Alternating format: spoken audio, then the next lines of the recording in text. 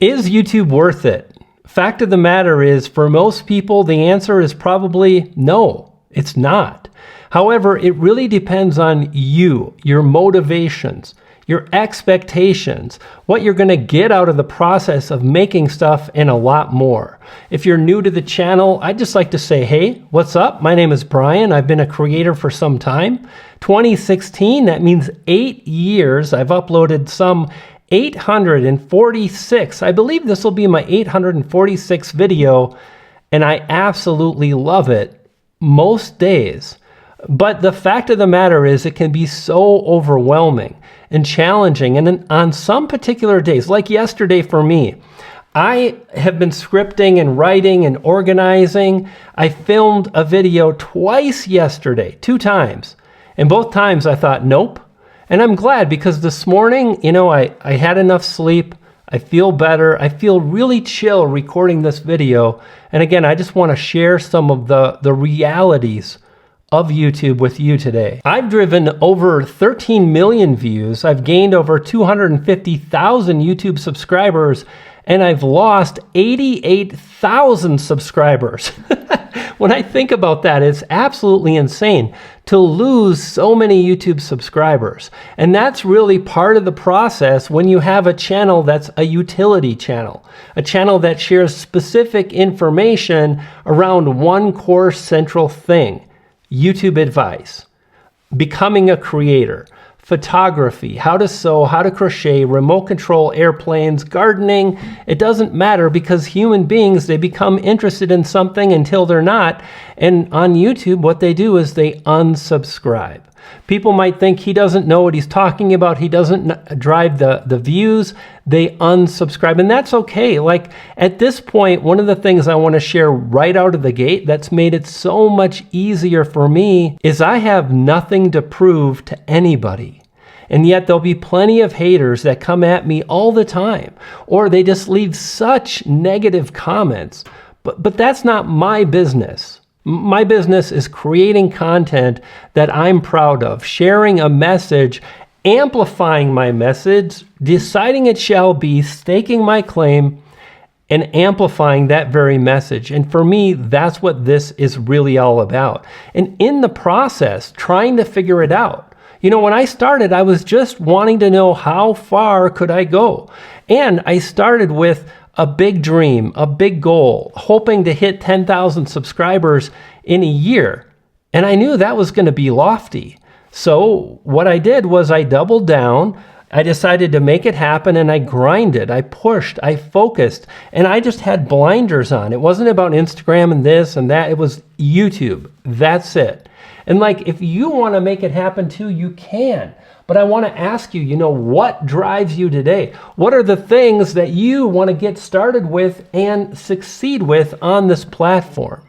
I'm just laughing, because for me, this is just fun. Like, I have 20 light settings, 26. About 5 of them are based on blue. And I'm really configuring and trying new things and trying to improve, because I love creating.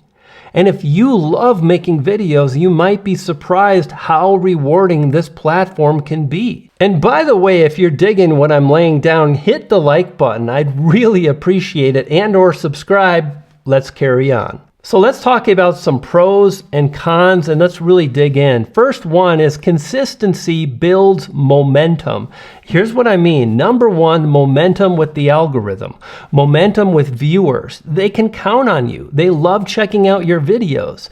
It's so boring, but if you don't upload on a regular basis, and I would say as we move forward, 2 videos a week minimum, long form content. If you're a shorts creator, cool, do that too. But for me, and again, choose what you love, but show up and be available to the viewers who are finding and discovering you. Because once you start building momentum with the algorithm, you'll also build momentum with creating content. Like, I'm playing around and I've got multicam happening. I don't know if it's going to work. It might not work, and that's okay. I'm publishing this video anyway. Item number 2 is real growth takes time, and yet everybody wants results now. Yet how many people can you find that have been able to achieve that? None of the big YouTubers blew up overnight with a few videos. Now, there's always like the unicorn case, but you're probably not going to be that. And if you're looking for that thing, then you're not really focused on the thing that can get you the results that you're after. And when we talk about consistency, item number 3 is that is not enough. It's not enough to try to publish 100 bad videos. It's really about making improvements along the way. So when I laugh and I giggle and I wonder, gosh, I hope this multicam thing works out today, that's me doing exactly that. And some 800 plus videos in, I'm driving views, I'm working with sponsors, I'm making life-changing income, I'm speaking on stages, and I'm not your guru. I'm not your guide. I don't want to tell you what to do. I want you to figure out your own path. I just want to share my experience. That's what this channel is really about. When I have a bad day, I publish and I talk about it. Because I think this platform needs more of that, authenticity. And by making just small improvements and not being overwhelmed by trying to win the day on the first day, it's so much easier. Number 4 is such a huge benefit is community. I have made lifelong friends on this platform. When I went to Vid Summit, I wasn't a speaker yet. I hung out with all the speakers. Not only that, I'm in the back room with all the swag, and it's pretty fancy. Peter McKinnon backpacks, and I'm walking home with 2 of them. Like, I'm so grateful for the community and to be a part of it. I'm so grateful that you're here. I love checking out people's channels. I just commented on a bunch this morning. This comment love thing, man, I love that. You know what? Community is such a huge aspect, and you can't really appreciate it until you jump in and make videos and comment and really embrace the fact that it's not about views. It's not. It's about impacting people in a positive way. Another thing that I've learned is item number 5 is really developing a content strategy. I mentioned yesterday, really struggling. Some days you're going to have that. I had been rewriting a detailed script. I'm on my 3rd revision trying to make it really great because I've got a lot of great ideas and data and case studies, and it's interesting and it makes up everything for a great video. And now I'm gaining momentum. I don't want to blow it, but the fact of the matter is I also don't want to apply too much pressure. And the content strategy that I share in that video, it'll probably come out in a few days, is super, super powerful. Item number 6 is really having impact with subscribers, seeing people move forward and grow. Like one of my clients, Rachel Smets, she is so incredible. She's just unbelievably determined to make it so, and it's so rewarding to watch her move forward. It's so rewarding to see viewers and subscribers on an ongoing basis. People ask me, who's your favorite YouTuber? Without question, Casey Neistat. But what really drives me is seeing the people in the trenches, people like you trying to make it happen. Those moments are incredible. And fact of the matter is views and subscriber gains and those milestones, they matter. When I hit 10,000 subscribers in a year, like that was a big goal I had set for myself. I was like so filled with pride. I was proud of what I had created and the videos and the learning and the growth that I experienced. And you can experience that too. Jump in, the water is fine. And over time, I've really learned how to increase the watch time to my videos.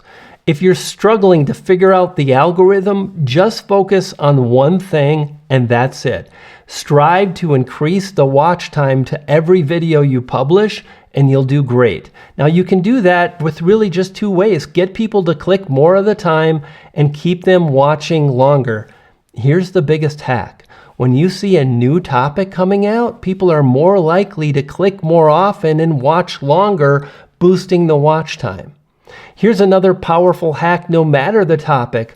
How you communicate on camera and or your voiceover is such a powerful way to keep viewers watching. The more you practice, the better you'll get. Every time I film a video, I'm very conscious of it. But yet, I got nothing to prove today. And that just allows me to lay back, and chill and share with you and just share my ideas. And it gets a lot easier. I just want you to know that. If you're struggling, if being on camera is intimidating, I get it. I've been there. But over time, I promise you can get there. Another really interesting thing is this idea of legacy content. You know, having over 800 videos on the platform, I'm amazed. Every now and then the algorithm pushes out one of my really old videos, and I still have videos that are 7, 8 years old that drive views every single day. Not a lot, but they're driving views. There are not a lot of platforms that allow that lets you create something that drives your business, makes you money, connects you with people that'll become lifelong friends and more subscribers. And YouTube does that. You know, this video on branding, another one on video editing, every now and then. Oh, and then what is a target market? I can't believe it still ranks in search and it still drives views. Insane. Another huge benefit, and I let go of the numbers because I didn't like the suggestions I got from ChatGPT. You know, one of the things I do is every now and then I want to create a great video, and I'll spend more time striving to do just that because those videos typically and statistically get more views for my channel. But, you know, I didn't have this video ready that I'm working on. So I just ask for some talking points. I find a topic that's kind of happening now, and I can talk about it. It doesn't have to be perfect. And that is such a rewarding thing. And another thing is the increased opportunities that YouTube has really afforded me. You know, when I came back to this channel with more than an 8-month break with no video uploads at all. In 2023, I really didn't upload until the last 2 months of the year or so. And when I did that, somehow I managed to get an incredible brand sponsorship deal, which means I get to share great information with you. I'm not pitching you. I'm making great money on the side, and I'm so grateful for that. And the fact of the matter is you do not have to have huge subscriber numbers. It's more really based on the quality of the audience you have. And the more honed and focused it is around a specific topic, the more likely brands are going to want to pay you to show up. I want to share an idea. You know, when you get your first brand opportunity, do not devalue what you're bringing to that brand. You know, you'll make a video it'll be on YouTube because you'll make a video that'll be on YouTube for years and years, drawing attention to that product or service, and you deserve to get paid. Now, don't go too far. Like if you're having an opportunity to get paid, make it happen. Work hard to deliver value to the brand so you can do it again and again and again, and you can charge more money because you're worth it. You know, the thing is like this idea about easy mode is a real thing. I'm working YouTube today like it is in easy mode. I'm usually done by noon, 1 o'clock, maybe 2 o'clock, and I have the rest of the day off. I can work 3 days a week, 7 days a week. It's easy for me because I've done YouTube for so long. When you're starting out, it's going to be challenging, but stay in the game because you'll be amazed at how far you can go. Let's see what's next. Authority in your niche. This is a big one. You don't need to be the #1 channel in your niche. If you've got a niche, an audience, and I really recommend you do that. You know, like today, people might say, you know, you don't need to have a niche, you're the niche. I get it. But the fact of the matter is so often people that say that, they are talking about things in a very specific way. Like I know one dude, Dan Cole, I think is his name. He talks about social media and business marketing, and he talks about not being or having a niche. And yet he's talking about business and social media. And to me, that kind of focuses around a central theme. You can call it whatever you want, but not having it and going in different directions, in my opinion, makes it so much more challenging. So let's talk about some of the struggles. Burnout is real. Like, man, you really got to be careful. We want to stay consistent, and sometimes it's really easy to create videos. You'll start gaining momentum, you'll see views coming in, or you'll just love the process. But over time, if we just keep doing it and doing it, burnout can happen. And like right now, you know, I started out like a month ago where I was publishing, I think October I published 21 or 22 videos in 30 days. Insanity. But it really allowed me to jumpstart my channel. And now I'm slowing down, and I'm just trying to make slightly better videos and maybe just a little bit less. 15 videos a month, 2 videos a week. What is that? That's 8, I guess? I don't know. I don't, you get the idea. And another real challenge is feeling stuck in the reality of talking about the same thing again and again. But the reality is, over time, by taking a break, by doing something that's for you, but still in the same vein of what you do. You know what I mean? Like create something that's more creatively rewarding, but cover the same topic. Go outside, film a vlog, learn about B-roll, flex your muscles and learn, which will help contribute to further growth. And it'll help you to stay out of like being so bored of talking about the same thing. And when you do get bored, maybe branch out just a teeny bit. But be careful of not going too far or too overboard, because you'll alienate your audience, which is something that I did when I started out. I started getting really bored. I started getting really interested in multiple cameras and photography. And, you know, I wanted to really flex my muscles in that area, but this channel is not the place to do that. And frankly, having 2 channels is so very challenging. So instead, the thing that I've done is just right now honoring this channel and you watching right now. You know, in time, if I get bored, I can go back to the photography channel. I can upload a video about wildlife photography, and that can fulfill my creative needs. But I treat this like a business. I hate that word because I'm more of a creative. But I do know that having a business sense and understanding some simple core principles helps me make more money, which allows me to have this incredible lifestyle that I love. And that's one of the things I want to share too, is successful YouTubers create a lifestyle around YouTube. Roberto Blake has talked about this, and I just love it because it's true. All my creative friends, they do so many different creative things, and YouTube is kind of this core central hub of what they do. Even when they're not uploading, they're speaking at events, they're writing books, they're working with their students. They're really on the pulse of what's happening on YouTube, and it helps them to move forward and really stay connected and make that money and then live that really creative lifestyle. It's not about, you know, testing it out and seeing what'll happen.